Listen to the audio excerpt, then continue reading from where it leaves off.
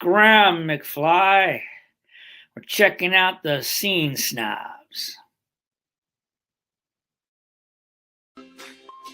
Now that I'm on Noom, there are so many leftovers. Try Noom today. Check out our affiliate link.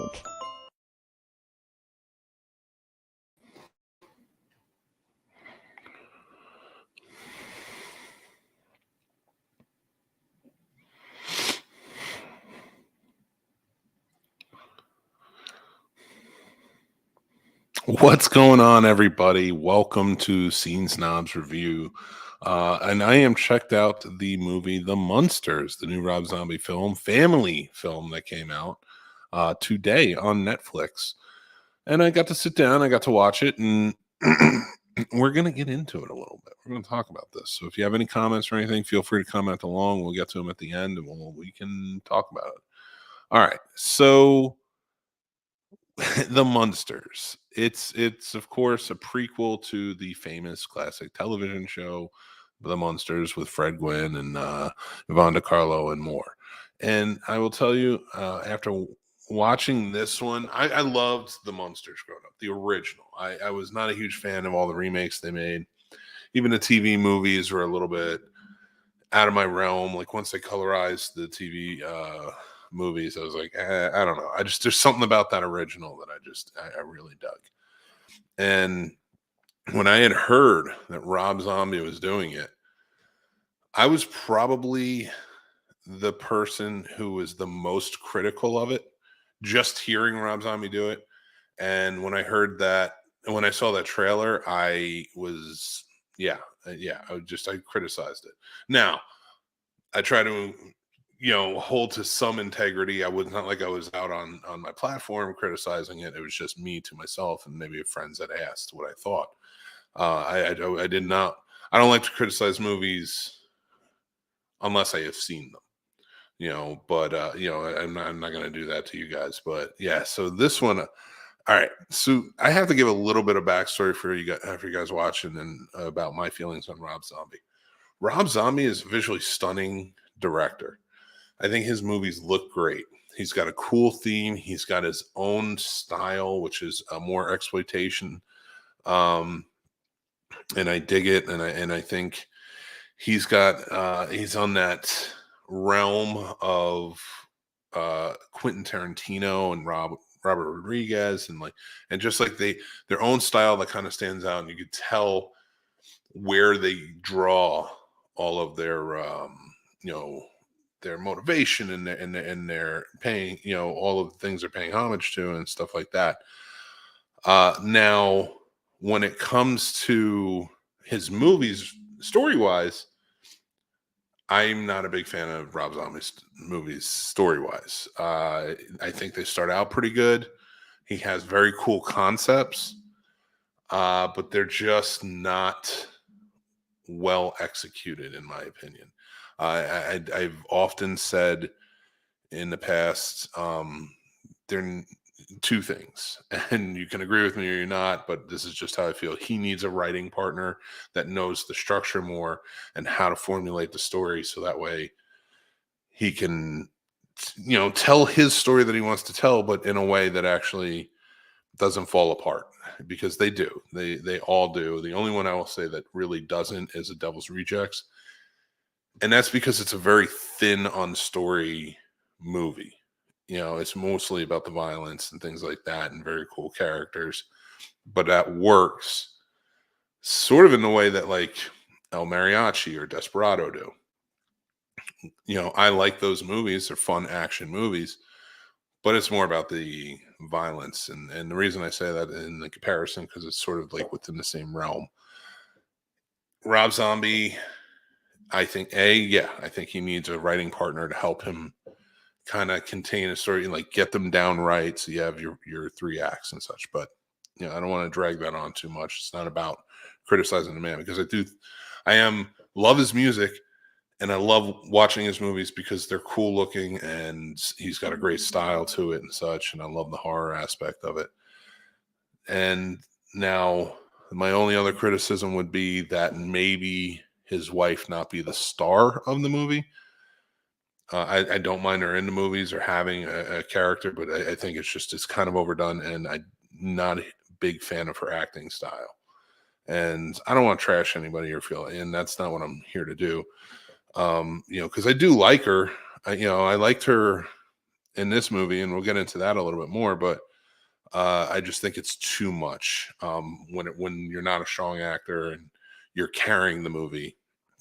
It can really take you out of it, and that happens a lot for me in the Rob Zombie movies.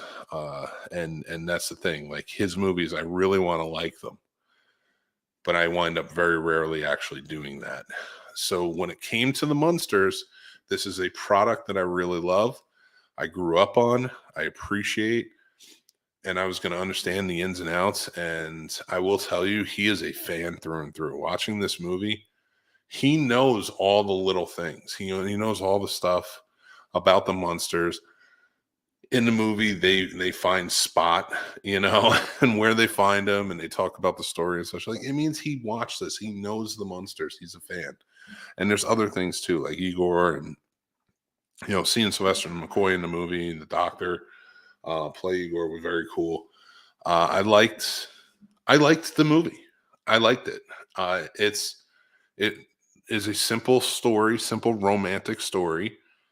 And it did a good job with it, and his style kind of fit. Does it completely match the TV show? No, but this is taking place before. It's heavily stylized. They're kind of taking it in a little bit of a different direction, but still weaving it towards where the television show goes. And I dug that a little bit. Like, I always like Rob Zombie movies. I just don't always like the story. Well, this one, the story was fine, and the characters are all cool, and I enjoyed it. So is it the greatest movie I've ever seen? No, I will not say great. I'm having a tough time even like pushing to good, because it is at times very hokey, very campy, and you took it a little too far. Even for it being the Munsters, which was a campy and hokey premise in the first place. So to get a little too silly when you're making the Munsters, that's kind of tough. But there was some shining performances, and it was a lot of fun, and I enjoyed that aspect of it. And I felt like he did a really good job. Like Cassandra Peterson, of course, Elvira was in the movie. She played a great character. Thomas Boykin played Lester, the werewolf brother. Very funny. I liked him throughout. He did a good job. Danny Roebuck played a good job as the Count. You see a lot of familiar faces show up. There's a very fun, thing with the airplane, and I don't want to ruin it for anybody or give it, but there's a really fun scene with that. And it leads in, so it takes you from their humble beginnings of just meeting to Los Angeles and what led them there. And it kind of added up, and it was a lot of fun, and I like that. So overall, my rating for this movie is 3 out of 5. 3 out of 5 Eddie Munsters. And that was the thing. Like, I thought it's a good middle of the road movie. It's going to be fun to watch this Halloween. The family can watch it. It's a Rob Zombie film, and I'm going to watch it with my kids, because they're really into it. And I think it's a good show for a good movie. Like, if you want to introduce your kids to the Munsters, they watch this movie, and if they really like it, you can turn around and you can say, there's a lot more. Let's get to it. So I did enjoy the movie. I like what he did with it. There's a lot of trashing on it, like Rotten Tomatoes. They're trashing this movie, and I don't understand that. I don't think that's cool. It's got something like a 37% audience score and a 29% tomato score, and it's like 4 out of 10 on IMDb. I think it deserves a little more than that. I would say a 5 or a 6. It's, again, the style of it looks cool. It's got that very 60s horror-esque style.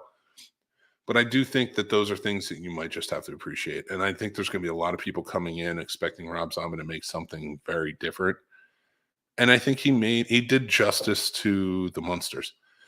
Do you have to watch this movie as part of my rating? Would I say go out and make sure you watch this? No. But if you're looking for something fun this Halloween to watch, especially with the kids, and it's kind of that introduction to horror, so the kids can kind of get into it, I think this is a good one. I have a whole list of that, and we'll be doing that in October, so make sure to check it out. But I do think the Munsters could be added to that list. So I would love to hear what you guys think. Sound off in the comments. Have you seen it? Are you going to watch it? What do you think of the Munsters in general? Did you like that Rob Zombie was doing it? Overall, let me know. Let's get to the comments real quick, though. We got Ron here, snobbing early, snobbing often. We're trying, buddy. We're trying. We'll be live tonight, though. Horror Sir Sturdy, how's it going? I would like to see what you think of this movie. I'm actually going to do a watch party for this tomorrow. Ooh, maybe I'll rewatch it with you. Who is playing the role of Thing? Thing was Addams Family, sir. So there was no Thing in this one, but there was a lot of callbacks, a lot of cool people. Uncle Gilbert shows up. That's very cool. I always love that. So had a good time with it. We finally explained why Marilyn was hot in that family. They explained that in actually the original TV series. They call her disfigured in the original TV series. It's pretty funny. And it's always kind of like a taboo, like, oh, she doesn't know. And she even calls herself that. She's like, I don't know. But Marilyn's not in this one. Pat Priest is, though. Pat Priest, who played her in the original show, the first one, she is in this movie. So I thought that was pretty cool, too.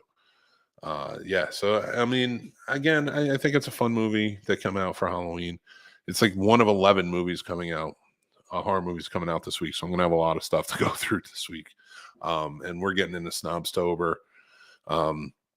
If you guys are interested, make sure that you kind of get ready for that, because it's going to be a ton of fun. So, guys, we have the Scene Snobs podcast tonight. It's every Tuesday night at 9 p.m. Eastern. But this Friday, September 30th at 9:30 a.m., we are a part of International Podcast Day.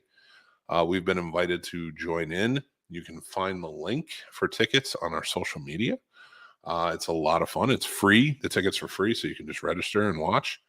But we will be a part of it, and we would love for you guys to join in and, hang out with us over at the International Podcast Day. Why not, right? A lot of fun things going on. Make sure to go check out reviews like this. We also have a review for Don't Worry, Darling.